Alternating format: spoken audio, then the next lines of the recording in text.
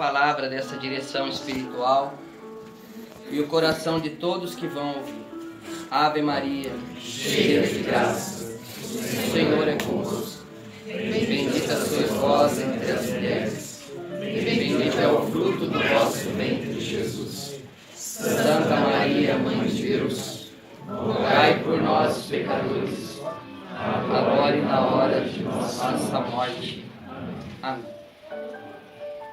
Então, a todos que aqui estão e todos que vão acompanhar pelo YouTube essa direção espiritual, nós estamos meditando o Evangelho de São Lucas, capítulo 12, 35 a 38, onde o Senhor Jesus diz aos seus discípulos: que vossos rins estejam cingidos e vossas lâmpadas acesas. É onde o Senhor pede que a comunidade vigie, que a gente tenha aquela vigilância interior, porque não se sabe nem o dia nem a hora que o Senhor virá. E isso não se remete apenas a um sentido escatológico, não. Isso se remete também à vida pessoal de cada um. Porque mesmo que Jesus ainda não volte amanhã glorioso, pode ser que não, e pode ser que sim, mas nós podemos ir antes a Ele, né? E ninguém sabe o dia, ninguém sabe a hora. Então a vigilância do coração cristão tem que ser um fundamento de fé. A vigilância é parte de estar atento se a minha vida está agradando a Deus.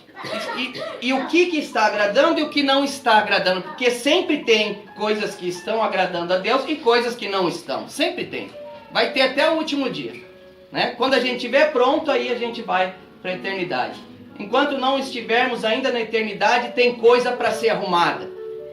Tem coisa para ser melhorada. Tem coisa para ser consertada dentro dos nossos corações. Então a vigilância é a atenção sobre a própria vida de cristão.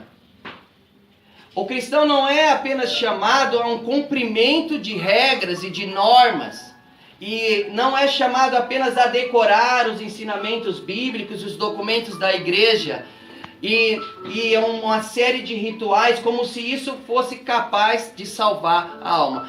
Isso colabora para a salvação, mas não é só isso. É necessário a vigilância.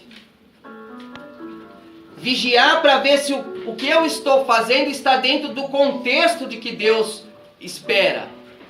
Para ver se eu não estou só cumprindo a minha parte como alguém indiferente ao todo. Cumpri minha parte, cumpri minha obrigação, rezei meu rosário hoje, já fui à missa, como se fosse uma empresa onde você bate o seu cartão e cumpre as suas funções e vai para casa. A fé não é assim. A fé não é uma ciência exata. A fé exige vigilância, exige luta, avaliação pessoal, avaliação do comportamento seu nesse dia, avaliação da sua conduta, das suas escolhas. Vigilância. Eu posso estar cumprindo tudo maravilhosamente, mas não estou atento ao contexto das coisas.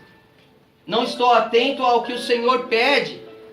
E a coisa não dá fruto por causa disso, às vezes. Tem uma historinha que eu já contei uma vez, há alguns anos atrás, mas ela cabe bem para essa pregação. A historinha diz que tinha 3 homens que plantavam árvores. 3 homens. Um era encarregado de furar o buraco. O segundo, de colocar a semente. E o terceiro, de tampar o buraco. Era uma equipe. Eles faziam isso, plantavam árvores. E assim trabalhavam dia e noite. Certo dia, o segundo homem faltou. O homem que jogava a semente não foi. Os outros 2 disseram: olha, para a gente não ficar mal com o patrão, para a gente cumprir a nossa parte, Como ele não veio, eu cavo, você enterra. E cada um fez isso. Um fazia o buraco, o outro tampava. Cada um estava fazendo exatamente a sua parte. Só que não nasceu nada desse dia de trabalho. Foi um dia inteiro de trabalho cansativo, sem frutos. Por quê? Porque só cumpriam a sua função. Não estavam atentos ao porquê que se fazia isso. É igual nós, por que rezamos o terço? Por que adoramos Jesus? Por que cuidamos dos pobres? Por que nós entregamos a nossa vida? Isso tem um porquê.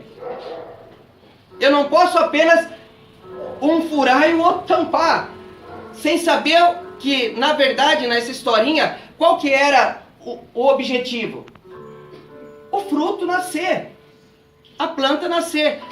E se cada um cumprisse a sua parte, mas um faltou que não cumpriu, não fazia nada, porque eles não sabiam o que faziam. Faziam só para agradar o patrão, faziam só para agradar quem os contratou. Então, para não ficar mal, trabalharam o dia inteiro à toa. E assim na vida de fé também tem acontecido bastante. Quando eu vivo numa comunidade, eu vivo num contexto de comunidade, de equipe.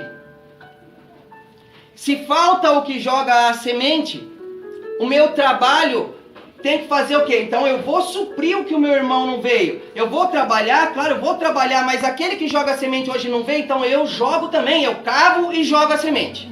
E se o terceiro não veio, eu tampo também. Isso quer dizer o quê? Estar atento a um contexto de um carisma como o nosso. E se o seu irmão não fez a função dele, faça você. Veja que aquilo precisa ser feito. Aquilo está dentro de um contexto. Eu não posso me contentar só com a minha parte feita. E ir dormir tranquilamente, com a consciência tranquila. Eu fiz minha parte. Minha função era dar o remédio para o fulano. Eu fui e dei. Agora ele vai dormir cagado a noite inteira porque era a função do ciclano e ele não veio. Sem fruto. Estou alienado, não sei por que estou fazendo as coisas.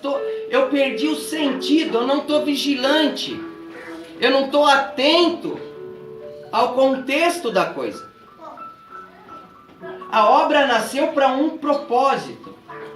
E ela precisa dar o fruto de acordo com esse propósito de Deus. Nosso carisma agora se aproxima da sua plenitude. Assim que nós abrirmos a casa masculina de adoração aqui no Embu e depois a outra casa em Umuarama, de contemplativos, irmãos contemplativos, como temos aqui as irmãs, e abrimos a nossa casa em São Miguel Paulista, que vai ser uma casa de cuidar de crianças.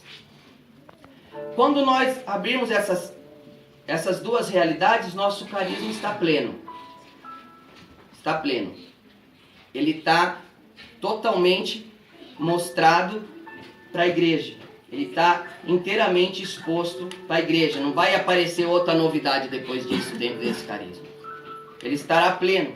Então ele vai ter que cumprir o que o Senhor espera desse, vamos dizer, desse dia de trabalho desta comunidade.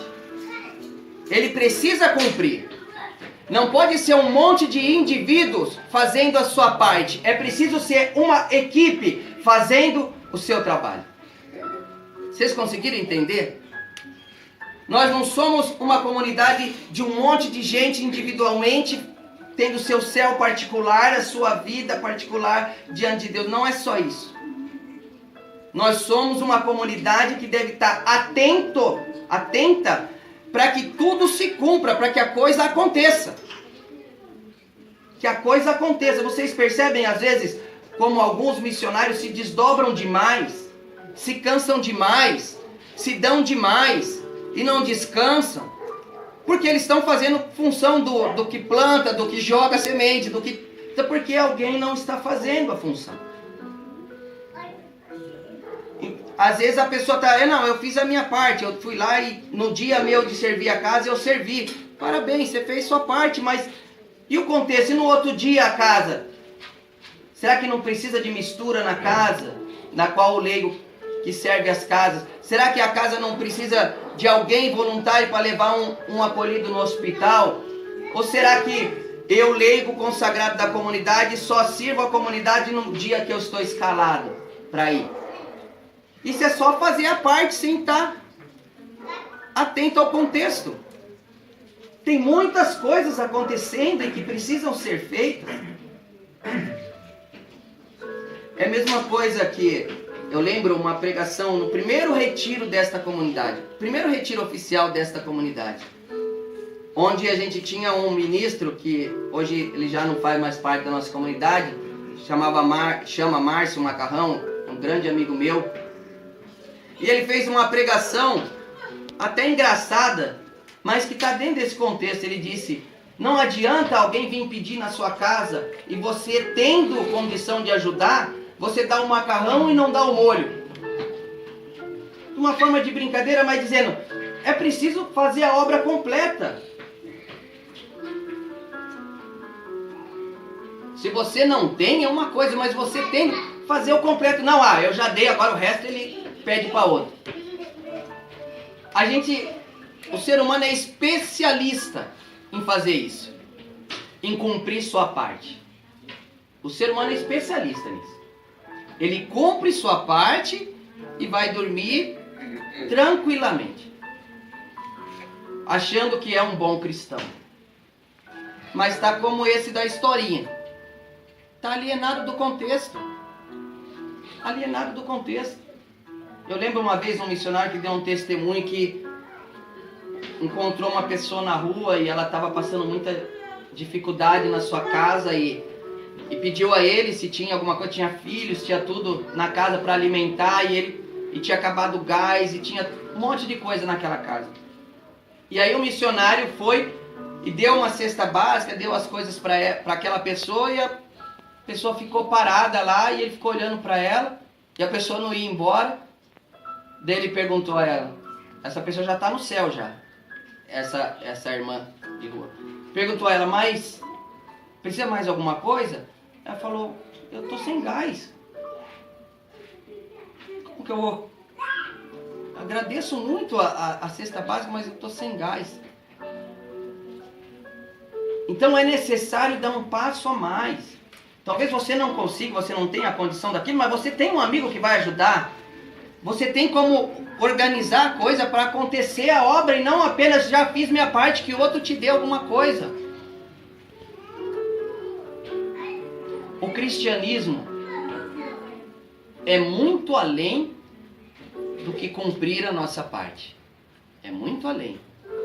Todos os santos e todas as santas que a igreja canonizou durante esses 2000 anos foram homens e mulheres que fizeram mais do que sua parte. Muito mais do que sua parte. Entregaram a sua vida sem limites. Vigiando. Hoje eu neguei isso, amanhã vou melhorar. Eu lembro uma vez que eu estava acho que numa rodoviária fazendo pastoral. Eu tinha no meu bolso uma nota de 50 reais e uma nota de 5 reais. Tinha 55 reais no meu bolso. E eu estava fazendo pastoral, encontrei uma senhora. Foi lá nos coreanos, lá no centro da cidade. Encontrei uma senhora pedindo. A senhora veio, me contou a história dela, tudo. Eu não tinha 55 não, eu tinha 25 reais, uma de 20 e uma de 5. Ela me pediu a coisa, eu peguei e abri minha carteira, vi as duas notas, peguei a de 5 e dei para ela. Aí ela agradeceu muito e foi embora. Ela foi embora, meu mundo caiu. Me enchi de remorso. Foi por que eu dei a nota menor para ela, né? Ela me contou uma história tão verdadeira, eu olhava nos olhos dela e via, Aí comecei a ir atrás dessa mulher. E fui, rodei lá os coreanos pra lá e pra cá, e 25 de março, e não achei essa senhora. Eu pedi a Deus, fui me confessar, pedi a Deus a oportunidade de reparar aquilo. No outro dia de manhã, estava trabalhando, fui trabalhar, parei no farol, em outra região, a mesma veinha, veio e eu ainda estava com 20, dei para ela.